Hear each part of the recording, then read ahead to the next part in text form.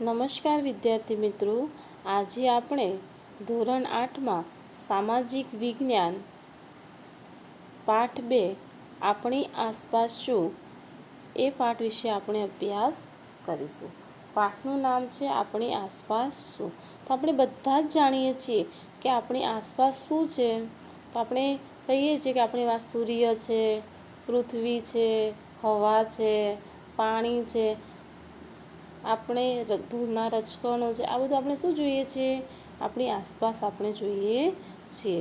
તો આ પાઠને આપણે જે આપણી આસપાસ જોઈએ છીએ એના આધારે એક સરસ પાઠ એ આપણા આ પાઠ્યપુસ્તકમાં મૂકવામાં આવ્યો છે. તો એની વિશેષથી જાણીએ. આ પાઠની અંદર એક ધ્વનિ મમ્મી સાથે બગીચામાં ફરતો હોય છે અને ફરતો ફરતો એના મનમાં એક પ્રશ્ન ઉદ્ભવે છે. શું ઉદ્ભવે છે? પ્રશ્ન ઉદ્ભવે છે. અને એ પ્રશ્ન એ જ્યાં ચાલી રહ્યો હોય છે એ જમીનનો છે.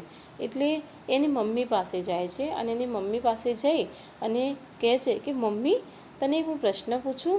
મમ્મી કહે તો કહે છે કે મમ્મી, તું આ પૃથ્વી પર ચાલે છે એ પૃથ્વી કોને બનાવી હશે? તો જે આ પૃથ્વી ઉપર આપણે ચાલીએ છીએ એ પૃથ્વી કોને બનાવી હશે? આવો ધ્વનિ એની મમ્મીને પ્રશ્ન કરે છે. તો એની મમ્મી એ ધ્વનિને સમજાવે છે કે તું દરરોજ સૂર્યને જુએ છે. કોને? કે સૂર્યને જુએ છે ને, તો આ સૂર્યને પણ એક કુટુંબ છે. આ સૂર્યને શું છે? સૂર્યને પણ એક કુટુંબ છે,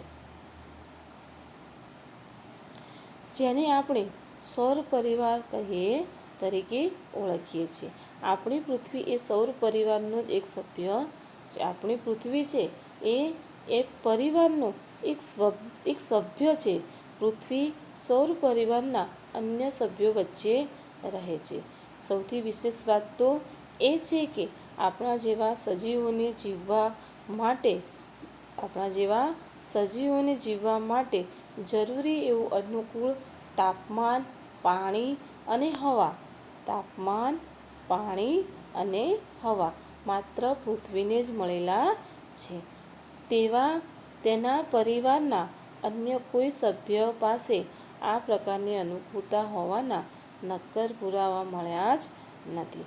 સામાન્ય રીતે એવું માનવામાં આવે છે કે આ પૃથ્વી એ સૂર્યમાંથી છૂટી પડી છે. પૃથ્વી શામાંથી છૂટી પડી છે? સૂર્યમાંથી છૂટી પડી છે. જ્યારે પૃથ્વીનો ઉદ્ભવ થયો ત્યારે કેવી હતી? એ અગનગોળા સ્વરૂપે હતી. આ અગનગોળો ધીમે ધીમે શું થાય છે? ઠંડો પડવા લાગ્યો અને એમાંના કેટલાક તત્વો એ પહેલાં પ્રવાહી સ્વરૂપમાં, ત્યારબાદ ઘન સ્વરૂપમાં રૂપાંતર પામ્યા. આ પ્રક્રિયા દરમિયાન જે તત્વોનું ઘન સ્વરૂપમાં રૂપાંતર થયું તેને આપણે શું કહીએ છીએ? તેને આપણે મુદાવરણ કહીએ છીએ. તો પ્રશ્ન પૂછી શકાય, મુદાવરણ એટલે શું? જે તત્વનું પ્રવાહી સ્વરૂપમાં રૂપાંતર થયું એને જલાવરણ કહેવામાં આવે છે. તો જલાવરણ એટલે શું? અથવા જલાવરણ શબ્દ સમજાવો એમ પણ પરીક્ષામાં પૂછી શકાય. અને જે તત્વનું વાયુ સ્વરૂપમાં રૂપાંતર થયું તેને વાતાવરણ કહેવામાં આવે છે. વળી રહેવા માટે કઠણ સપાટી, પીવા માટે પાણી અને શ્વાસ લેવા માટે હવા મળી રહેતા પૃથ્વી પર જીવસૃષ્ટિ વિકાસ પામી. એટલે એને શું કહેવામાં આવે છે? જીવાવરણ પણ કહેવામાં આવે છે. એટલે કે જીવાવરણ તરીકે પણ ઓળખાય છે. આમ પૃથ્વી પર 4 આવરણો અસ્તિત્વમાં આવ્યા છે. આમ પૃથ્વી પર કેટલા આવરણો અસ્તિત્વમાં આવ્યા છે? 4 આવરણો અસ્તિત્વમાં આવ્યા છે. અને આ આવરણો આપણે મલ્ટીમીડિયા દ્વારા જોઈએ તો આપણને વધુ ખ્યાલ આવશે. વિદ્યાર્થી મિત્રો, હવે આપણે આ પાઠને મલ્ટીમીડિયામાં જોઈએ. આસપાસ શું? પૃથ્વી, સ્થાન, ઉદ્ભવ અને આવરણો. સારાંશ. મિત્રો, કોઈને પૂછવામાં આવે કે તેની આસપાસ શું છે તો તે વ્યક્તિ કહેશે કે હવા, પાણી, ધૂળ, સૂર્યપ્રકાશ વગેરે. આ બધું પૃથ્વીમાં સમાયેલું છે. સૌર પરિવારનો આ ગ્રહ કે જેનું સ્થાન શુક્ર અને મંગળ ગ્રહની વચ્ચે આવેલું છે. આ ઉપરાંત એકમાત્ર પૃથ્વી જ છે કે જ્યાં સજીવોને અનુકૂળ તાપમાન, પાણી અને હવા મળી છે, જે અન્ય ગ્રહો પર શક્ય નથી. આમ આપણી પૃથ્વી અજોડ છે. સૈદ્ધાંતિક સમજ. પૃથ્વીના ઉદ્ભવ અંગે અનેક વિદ્વાનોએ વૈજ્ઞાનિક અભિગમ ધરાવતા વિચારો રજૂ કર્યા છે. સામાન્ય રીતે એવું માનવામાં આવે છે કે પૃથ્વી સૂર્યમાંથી છૂટી પડી હોવાથી તે અગનગોળાના સ્વરૂપમાં હતી. આ અગનગોળો ધીરે ધીરે ઠંડો પડતા જુદા જુદા તત્વોનું ક્રમશઃ પ્રવાહી અને ઘન સ્વરૂપમાં રૂપાંતર થયું. આમ પૃથ્વીની આસપાસ વાયુઓનું આવરણ તથા પૃથ્વીની સપાટી પર માટી અને ખડકોનું ઘનાવરણ અસ્તિત્વમાં આવ્યું. એ જ પ્રમાણે આવરણમાં રહી ગયેલા વિશાળ ખાડાઓમાં પાણી ભરાતા મહાસાગરો અસ્તિત્વમાં આવ્યા અને પૃથ્વીનું ચોક્કસ સ્વરૂપ રચવામાં આવ્યું. સૂર્યની આસપાસ ઘૂમ્યા કરતી ગરમ પૃથ્વીની ઉપરની સપાટી ઠર્યા બાદ તેનો પોપડો બંધાયો અને આ રીતે તેના પડને આપણે મૃદાવરણ તરીકે ઓળખતા થયા. પૃથ્વીની સપાટીના નીચાણવાળા ખાડાઓમાં પાણી ભરાતા સમુદ્રો બન્યા અને આ આવરણને આપણે જલાવરણ તરીકે ઓળખીએ છીએ. પૃથ્વીની સપાટી પર ચારે બાજુ વીંટળાયેલા આવરણને આપણે વાતાવરણ તરીકે ઓળખીએ છીએ. આવી રીતે પૃથ્વી પર જીવસૃષ્ટિ વિકાસ પામી અને સજીવ સૃષ્ટિના આવરણને જીવાવરણ તરીકે ઓળખવામાં આવે છે. મૃદાવરણ. સારાંશ. પૃથ્વી પર રહેતા સજીવોને માટે જેમ અનુકૂળ તાપમાન, હવા અને પાણી જરૂરી છે, એ જ રીતે મૃદાવરણ, જલાવરણ, જીવાવરણ અને વાતાવરણ આ ચાર આવરણો પણ અગત્યના છે. અહીં આપણે મૃદાવરણ શું છે, તેની ઉપયોગિતા શું છે તે વિશે જાણીશું. સૈદ્ધાંતિક સમજ. બંધારણ. મૃદ એટલે માટી. પૃથ્વીનો ઉપરનો પોપડો માટી અને ખડકો જેવા ઘન પદાર્થોનો બનેલો હોવાથી તેના ઉપલા પડને મૃદાવરણ કહે છે. તેને ઘનાવરણ કે શિલાવરણ પણ કહે છે. આ પોપડો માટી અને ખડકોનો બનેલો હોવાથી તેની સપાટીથી જેમ જેમ ઊંડે જઈએ તેમ તેમ તાપમાનમાં વધારો થાય છે. આ પૃથ્વીના પેટાળમાં વધારે ગરમીને લીધે અંદરના ખડકો પણ પીગળી જઈને પ્રવાહી સ્વરૂપમાં ફેરવાઈ જાય છે, જેને આપણે મેગ્મા એટલે કે ભૂરસ તરીકે ઓળખીએ છીએ.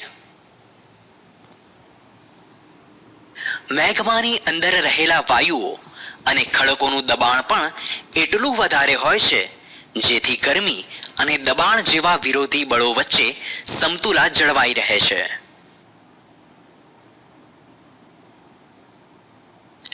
મૃદાવરણ પર પર્વતો, ઉચ્ચ પ્રદેશો, મેદાનો અને ખીણો જેવા ભૂમિ સ્વરૂપો વિકસ્યા છે.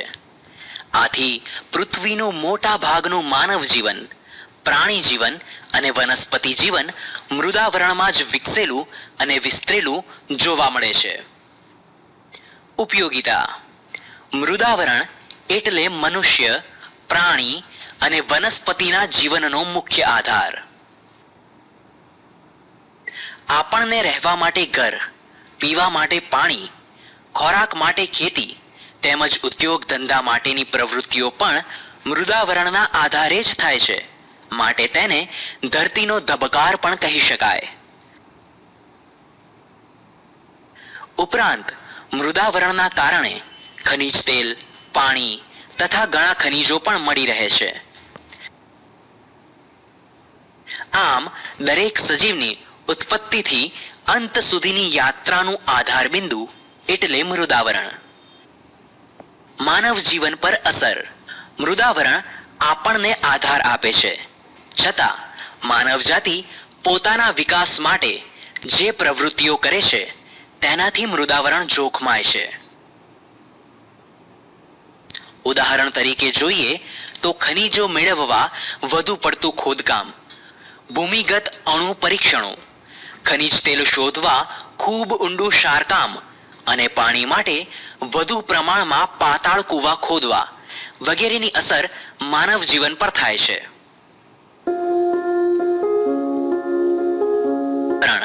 સારાંશ. પૃથ્વીની સપાટી પર ભૂમિ વિસ્તાર કરતા પાણીના વિસ્તારનું પ્રમાણ વધારે છે. પૃથ્વીની સપાટીનો કેટલોક નીચાણવાળો ભાગ પાણીથી ઘેરાયેલો છે અને આ ઘેરાયેલા પાણીના ભાગને જલાવરણ તરીકે ઓળખવામાં આવે છે. જલાવરણમાં વિશાળ જળભંડાર ધરાવતા ભાગો એટલે મહાસાગરો, જે પેસિફિક, એટલાન્ટિક, હિન્દ અને આર્કટિક મહાસાગર તરીકે ઓળખાય છે. સૈદ્ધાંતિક સમજ.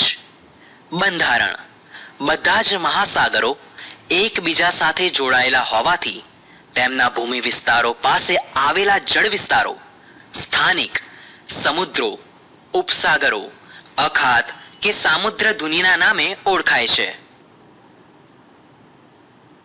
પૃથ્વીની સપાટી પર આશરે 71% જલાવરણ વિસ્તરેલું છે.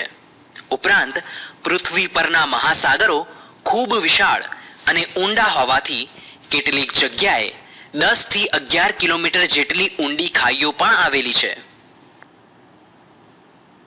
પૃથ્વી પરના પાણીના જથ્થાના 97% ભાગનું પાણી મહાસાગરોમાં સમાયેલું છે, જે પાણી ખારું છે. બાકી રહેલા પાણીનો આશરે પોણો ભાગ ધ્રુવો પર તથા હિમાલય અને બીજા ઊંચા પર્વતો પર બરફ રૂપે છે, જ્યારે કેટલોક જથ્થો ધરતીમાં છે. આ મીઠું પાણી એ જલાવરણની ભેટ છે. જલાવરણનું અસ્તિત્વ એટલે સજીવ સૃષ્ટિનું અસ્તિત્વ. જળ એ જ જીવન. ઉપયોગિતા. ધરતી પર પડતા વરસાદનો મોટા ભાગનો ભેજ સમુદ્રોમાંથી આવે છે. ઉપરાંત સમુદ્રોમાંથી મૂલ્યવાન રસાયણો, ખનિજો અને મીઠું વગેરેનો જથ્થો મળી રહે છે. મહાસાગરોના મોજા, પ્રવાહો અને ભરતીઓમાં પ્રચંડ શક્તિ રહેલી હોવાથી તેને નાથીને તેનો ઉપયોગ વિદ્યુત શક્તિ મેળવવા માટે કરવામાં આવે છે. ઉપરાંત મહાસાગરો જળમાર્ગ તરીકે પણ એટલા જ ઉપયોગી નીવડે છે. માનવ જીવન દ્વારા થતી અસર. સજીવો માટે મૂળભૂત જરૂરિયાતોમાં પાણીનું મહત્વ વધારે હોવા છતાં પણ દૂષિત પાણીનું પ્રમાણ વધી રહ્યું છે. શહેરો અને ગામની અશુદ્ધિઓ તેમજ ઔદ્યોગિક કચરાનો નિકાલ સતત વધવાથી નદીઓ, ઝરણા, સરોવરો અને સમુદ્ર સાર્વજનિક ઉકરડા સમાન બન્યા છે. ઉપરાંત ઔદ્યોગિક પ્રદૂષણના કારણે ધ્રુવ પ્રદેશોનો બરફ ઓગળવા લાગ્યો છે, તેમજ જહાજોના નકામા તેલ વહેવાના કારણે અન્ય ઔદ્યોગિક વસાહતોના ગંદા અને રસાયણયુક્ત પાણીથી દરિયાઈ જીવોનો નાશ થઈ રહ્યો છે, જે જલાવરણ માટે ખતરારૂપ છે. વાતાવરણ. સારાંશ. મૃદાવરણ અને જલાવરણની જેમ વાતાવરણને નરી આંખે જોઈ શકાતું નથી. વાતાવરણમાં વિવિધ વાયુઓ ઉપરાંત પાણીની વરાળ, ધૂળના રજકણો, ઉલ્કાઓ, ક્ષારકણો તેમજ સૂક્ષ્મ જીવજંતુઓ પણ ભળેલા છે. આમ પૃથ્વીની ચારે બાજુ વીંટળાઈને આવેલા હવાના આવરણને વાતાવરણ કહેવામાં આવે છે. સૈદ્ધાંતિક સમજ. આશરે 1600 કિલોમીટર ઊંચાઈ સુધી વાતાવરણ વિસ્તરેલું છે. વાતાવરણ રંગહીન, વાસરહિત અને પારદર્શક છે. તેમજ તેમાં ઘન, પ્રવાહી અને વાયુ તત્વોનો તેમજ nitrogen, oxygen, carbon dioxide, ozone અને હાઇડ્રોજન વગેરેનો સમાવેશ થાય છે. વાતાવરણમાં નાઇટ્રોજન 78%, ઓક્સિજન 21% અને 1% જેટલા અન્ય વાયુઓ આવેલા છે.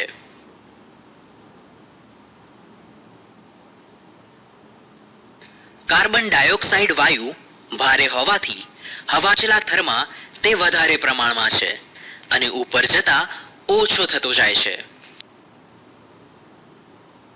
કાર્બન ડાયોક્સાઇડ આશરે 20 કિલોમીટરની, ઓક્સિજન આશરે 110 કિલોમીટરની અને નાઇટ્રોજન આશરે 130 કિલોમીટરની ઊંચાઈ પછી ખાસ જણાતા નથી. તેમજ ખૂબ ઊંચાઈએ જતા માત્ર હાઇડ્રોજન અને હિલિયમ જેવા હલકા વાયુઓ હોય છે. હવામાં ઓઝોન વાયુનું ઓછું પ્રમાણ હોવા છતાં તે સૂર્યના જલદ પારજાંબલી કિરણોનું શોષણ કરી પૃથ્વીને પ્રચંડ ગરમીથી બચાવે છે. ઓઝોન વાયુ મુખ્યત્વે વહેલી સવારમાં ખુલ્લા મેદાનમાં અને સમુદ્ર કિનારાની હવામાં વધારે પ્રમાણમાં હોવાથી તે લોકોને સ્ફૂર્તિ પ્રદાન કરે છે, જેથી લોકો વહેલી સવારમાં ફરવા નીકળે છે. વાતાવરણમાં રજકણો પણ જોવા મળે છે, જેને લીધે પૃથ્વી પર પ્રકાશ ફેલાય છે. તેમજ સૂર્યાસ્ત થતા એકાએક અંધારું કે સૂર્યોદય થતા એકાએક અજવાળું થતું નથી. ઉપયોગિતા. વાતાવરણમાં રહેલા રજકણો દ્વારા આપણે સવારની ઉષા અને સાંજની સંધ્યાના રંગીન દ્રશ્યો જોઈ શકીએ છીએ. ઓક્સિજન અને નાઇટ્રોજન વાયુઓ પૃથ્વી પરની જીવસૃષ્ટિને જીવંત રાખે છે. ઉપરાંત વાતાવરણના માધ્યમને લીધે અવાજ સાંભળી શકીએ છીએ. તેમજ રેડિયો, દૂરદર્શનના પ્રસારણો શક્ય બને છે. વાતાવરણના ઘર્ષણથી ઉલ્કા જેવા અવકાશી પદાર્થો સળગી ઉઠી નાશ પામે છે અને તે આવી રીતે પૃથ્વી માટે કુદરતી ઢાલનું કામ કરે છે. પાણી વાતાવરણનો મુખ્ય પ્રવાહી ઘટક હોવાથી ગરમીથી બાષ્પ બની વરાળ સ્વરૂપે હવામાં ભળે છે. તેને ભેજ કહે છે.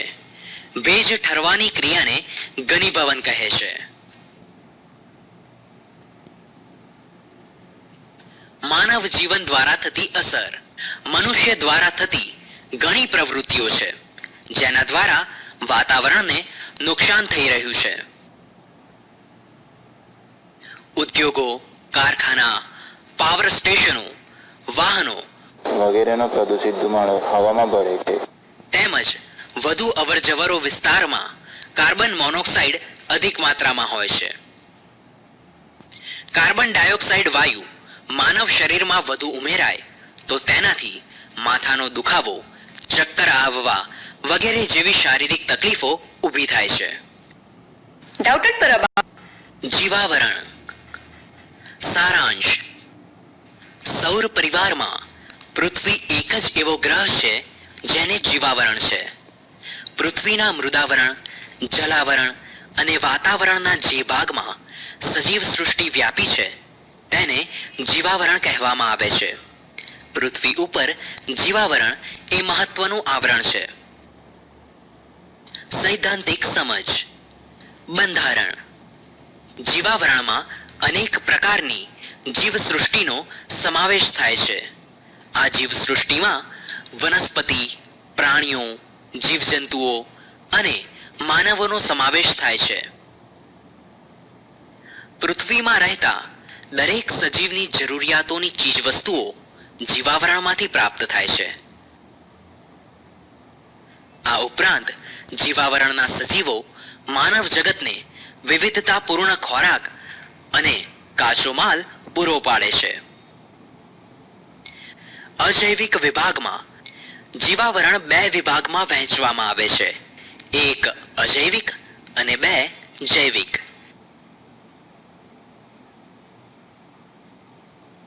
અજૈવિક વિભાગમાં મૃદાવરણ, વાતાવરણ અને જલાવરણનો અભ્યાસ કરવામાં આવે છે.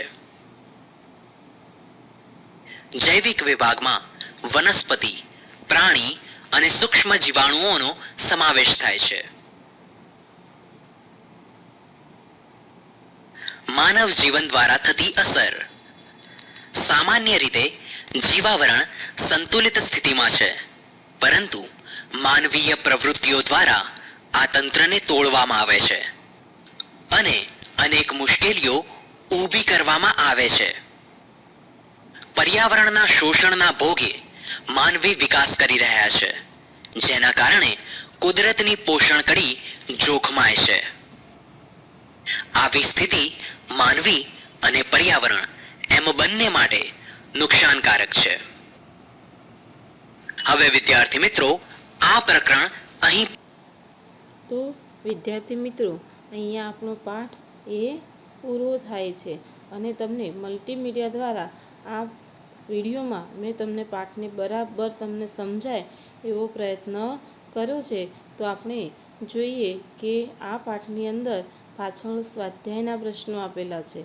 સ્વાધ્યાયના પ્રશ્નો એ જેમ આપણે પહેલાં 7મા ધોરણમાં એ ચોપડીમાંથી શોધીને કરતા હતા, એ જ રીતે એ સ્વાધ્યાય કાર્ય આપણે નોટબુકમાં કરવાનું છે અને પછી હું તમને PDF માધ્યમ દ્વારા આ પ્રશ્નોના ઉત્તર મોકલીશ. તો તમારે તમારી નોટબુકના આધારે આ ઉત્તરો ચેક કરી લેવા.